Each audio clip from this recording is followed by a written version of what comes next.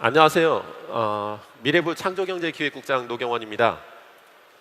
오늘 제가 말씀드리려고 하는 것은 대한민국 정부에서 창조경제, 벤처 창업 생태계 또는 스타트업 생태계를 만들기 위해서 어떤 노력들을 하고 있는지 그런 거에 대해서 여러분께 정보로서 알려드리기 위해서 이 자리에 나왔습니다.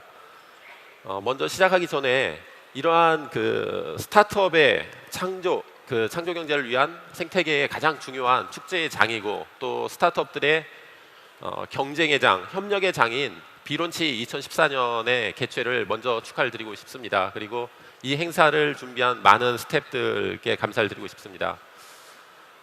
정부가 하고 있는 일들이 스타트업을 하시는 분들에게 어떤 영향을 미치고 있는지 또 나한테는 어떤 영향을 미치고 있는지 관심이 있으신 분도 있겠지만 나하고 별로 관계가 없다 이렇게 생각하시는 분들도 많이 있으리라고 생각합니다.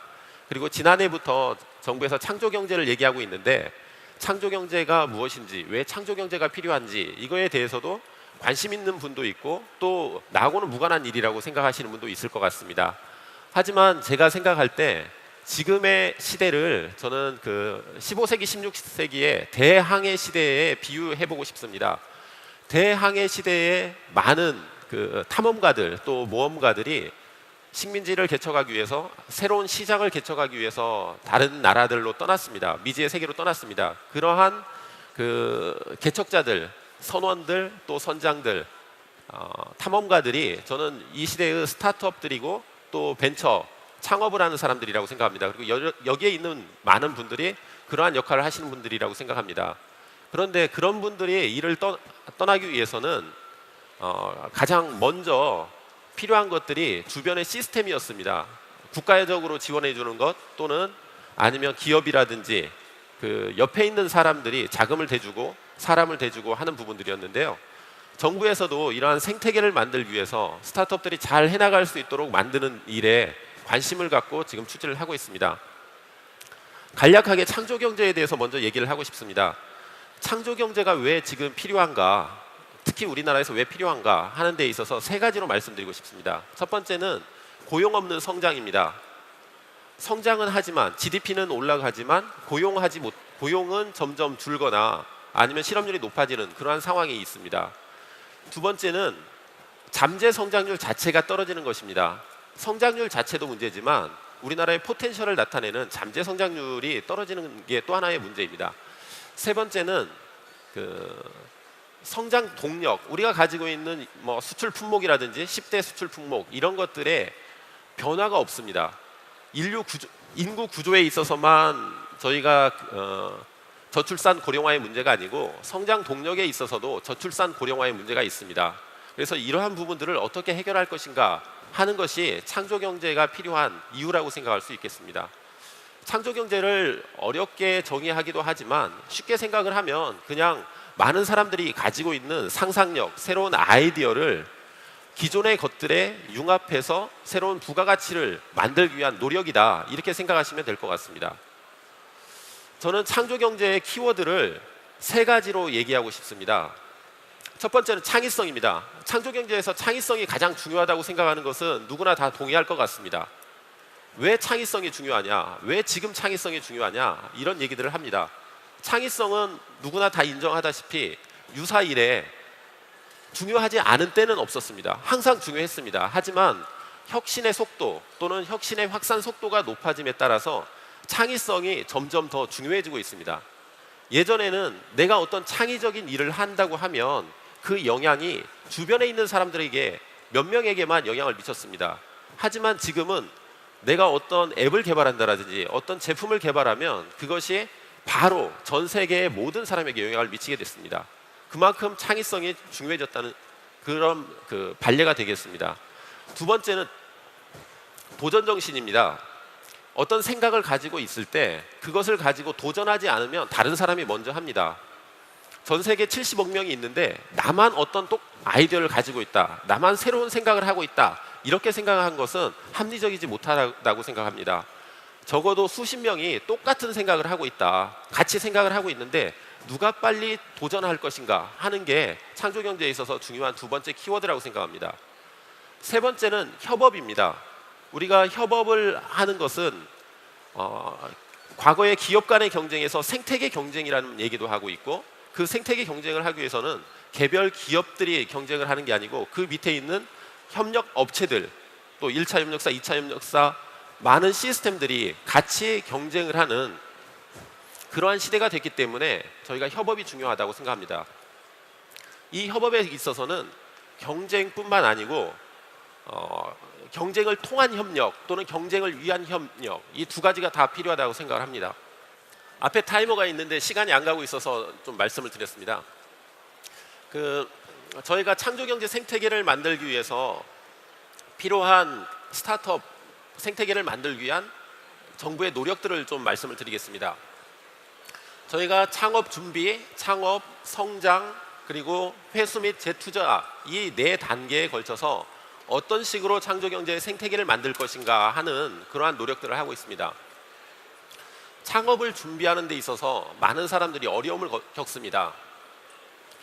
내가 과거에 있어서는 융자를 받아서 창업을 하다 보니까 실패했을 경우에 신용불량자가 된다라든지 이러한 도전 비용 또는 실패 비용이 아주 높은 그러한 문제가 있습니다.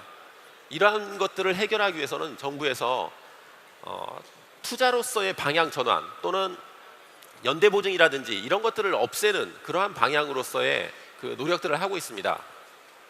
미래부 혼자 하는 것들이 아니고요, 중기청이라든지 금융이라든지 이러한 정부 기관들과 함께 필요한 부분들의 역할을 나누어서 하고 있습니다.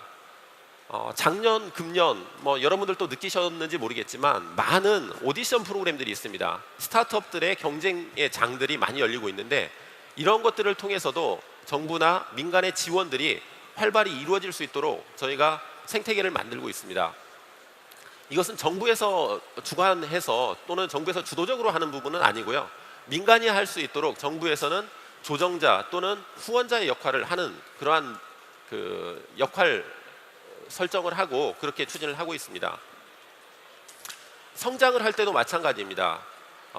펀딩을 받을 때 그 다음 단계로 넘어갈 수 있도록 하기 위해서는 세컨더리 펀딩이라든지 그러한 생태계가 구축이 되어야 됩니다. 금융에 대해서 상당히 많은 분들이 필요성을 느끼고 있는데 그런 부분들을 어떻게 저희가 정부에서 만들 것인가 하는 노력들을 하고 있습니다. 회수 및 재도전의 문제도 마찬가지입니다.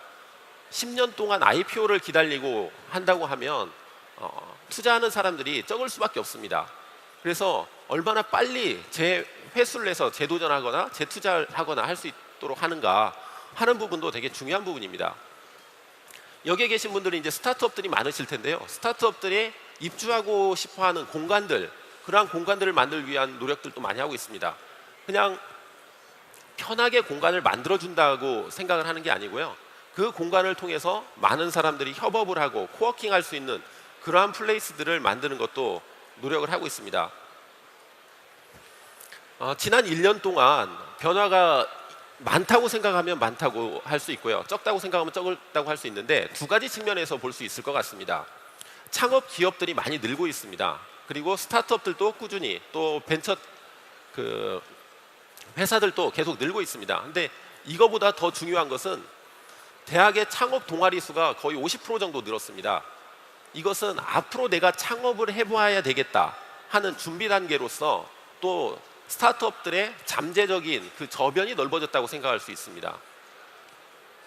투자액에 있어서도 마찬가지입니다. 벤처 투자도 그렇게 많이 늘지는 않았습니다. 10여 프로가 늘었는데요, 엔젤 투자자들은 거의 2배 가까이 늘었습니다. 이것은 앞으로 지난해에 비해서 올해보다 내년에 더 많은 사람들이 스타트업이나 벤처에 투자하겠다, 잠재적인 그러한 투자 환경이 좋아졌다는 것을 뜻합니다. 여러분들이 혹시 언론에서 지난해에 미래창조펀드가 6천억이 만들어졌고 성장사다리 펀드가 2조 원이 조성됐다, 이런 얘기를 많이 들었을 겁니다. 하지만 그러한 펀드들이 조성이 돼서 지난해에 미래창조펀드나 성장사다리 펀드로 투자된 금액은 없습니다. 펀드가 만들어지고 그 펀드의 운용사를 선정을 하고 실제 그 펀드가 투자되기 시작한 것은 금년도입니다. 그래서 여러분들이 아마 3월달, 4월달 가면서 돈이 많이 시중에 풀리고 있다, 특히 이제 벤처라든지 이런 데에 얼마나 많은 돈이 풀리는지를 피부로 느낄 수 있다고 생각합니다. 그래서 스타트업을 하시는 분들이나 벤처를 하시는 분들이 자금에 있어서 어려움을 겪지 않도록 그러한 부분들이 이루어질 거라고 생각을 하고 있습니다. 기업가 정신을 높이기 위해서 또는 도전 정신을 높이기 위해서 정부가 하는 일들이 있습니다. 교육에 있어서 개천에서 용나기가 어렵다 이런 얘기를 합니다. 사교육이라든지 아니면 돈을 통해서만 교육에 뭐 좋은 대학에 갈 수 있다라든지 좋은 교육을 받을 수 있다라든지 이런 얘기를 합니다. 그런데 창업에 있어서나 스타트업에 있어서도 그런 얘기들을 많이 합니다. 네트워크가 없어서 아니면 다른 지원 방향을 자기가 몰라서 이 스타트업에 있어서도 개천에서 용나기가 어렵다 이런 얘기를 하고 있는데요. 정부가 이러한 것들을 없애고 성장의 사다리를 만들기 위해서 크리에이티브 코리아라는 사이트를 만들었습니다. 창조경제타운을 여기에 계신 분들이 들어보셨을 수도 있을 것 같은데요.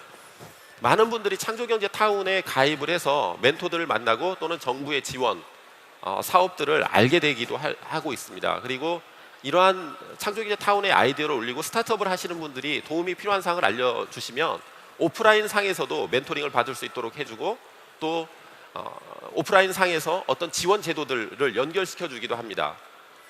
그리고 교류 공간과 관계되어 있어서도 지난해 3월 달에 은행연합회에서 만든 디캠프라든지 선릉동에 있죠.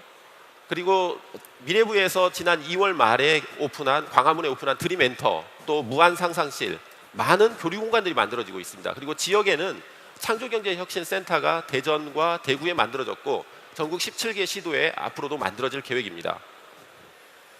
혹시 한 3주 전부터 방영이 시작된 KBS의 천지창조라는 프로그램 알고 계시나요? 스타트업들의 경연입니다. 스타트업들이 지금 12개 팀들이 멘토까지 선정이 되어 있는데요. 앞으로 8주 동안 더 이 경연의 모습 또 멘토링을 통해서 성장하는 모습이 KBS 1TV를 통해서 방영이 될 것입니다.